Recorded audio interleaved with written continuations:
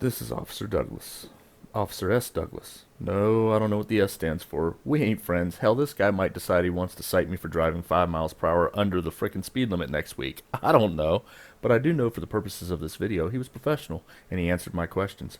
And his responses seemed honest. But as always, you decide for yourselves what weight to give his answers and what belief you have in them.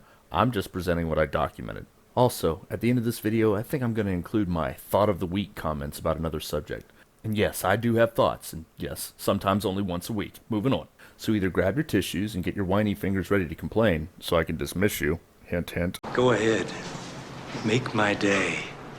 Or stop the video. Either way, I promise you I'll still sleep just as sound tonight, eat my breakfast in the morning, drop a Joe Biden off at the White House Oval Pool, and wipe my lib hole just the same tomorrow. Go on, get the fuck out.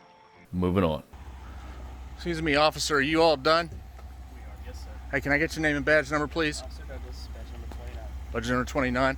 Hey, you got a minute for a couple questions? I could try, yes, sir. We do have calls, but I'll tell you what, it'll be real quick. Okay. Do you believe you have an oath to uphold and defend the Constitution? I do, yes, sir. Do you believe in private citizens' Second Amendment right to defend themselves and defend others? I do, yes, sir. Would you comply with an unconstitutional order to confiscate firearms from law-abiding citizens?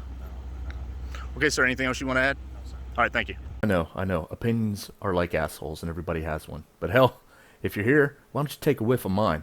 Here it comes. Notice how some of the people who were front of the movement to suppress free speech, to classify what others say that they don't like as hate speech, or shut down communication with ideas, facts, or statistics that they don't like? I've got some opinions about that. Besides being wrong, they're stupid.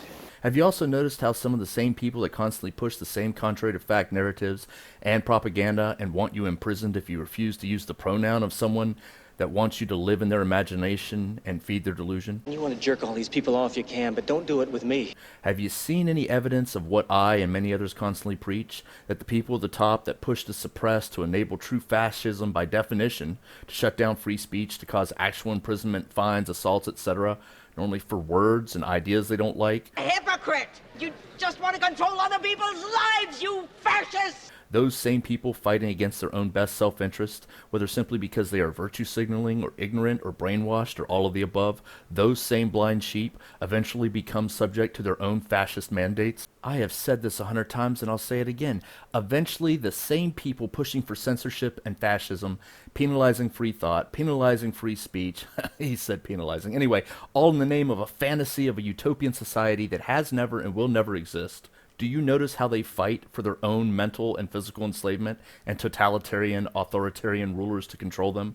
Those same people who yesterday were screaming hate speech and thoughts that scare me and that doesn't confirm my brainwashed bias, so destroy them. Those same people are and have been slowly eating their own. They are turning on their own. I'm sure there are many reasons, but one is that in order to continue to seem the most virtuous, a movement predicated on false facts and feelings inevitably has one choice. The members of said movements must inevitably continue to climb to be the most virtuous, which inevitably causes the ideas, beliefs, theories, and actions to become increasingly illogical, extreme, and fucking insane, in my opinion. Sometimes I think you're not too tightly wrapped.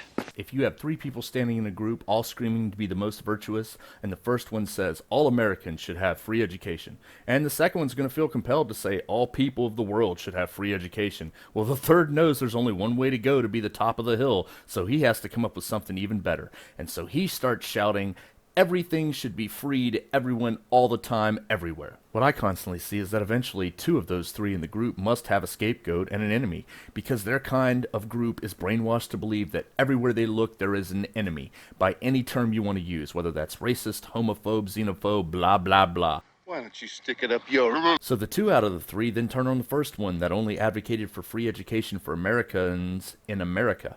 Then eventually the third will turn on the second that only advocated for free education for everyone in the world, to up his status as the most virtuous. Eventually, the scenario comes full circle, and the 2 that were eaten by the third either join and now attack the third, or they all begin to try to eat the other 2. The cycle will continue as it is fueled by an unlimited fuel source of divisiveness, hate, dishonesty, and virtue signaling. Keep in mind that nothing any of them offer will ever be good enough to please the masses, and they will always have to escalate to the extreme. I move for a vote of no confidence in Chancellor Valorum's leadership.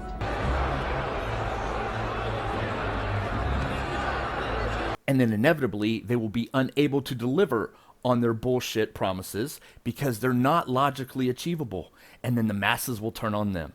And around we go.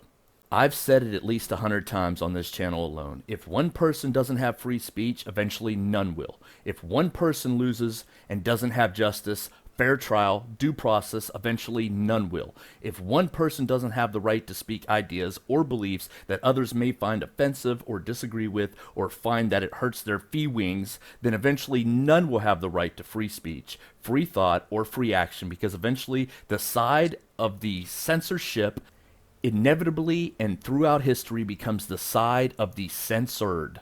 What we are seeing is just the beginning. Hey, get your popcorn, the show has just begun. In the most basic terms, those whom stand on the shoulders of fascism and censorship today will always inevitably find themselves being crushed tomorrow under the boots of that which they championed yesterday. But hey, don't let facts or truth distract you from feelings or logic. I'm sure you're all knowing and know what's best for everyone.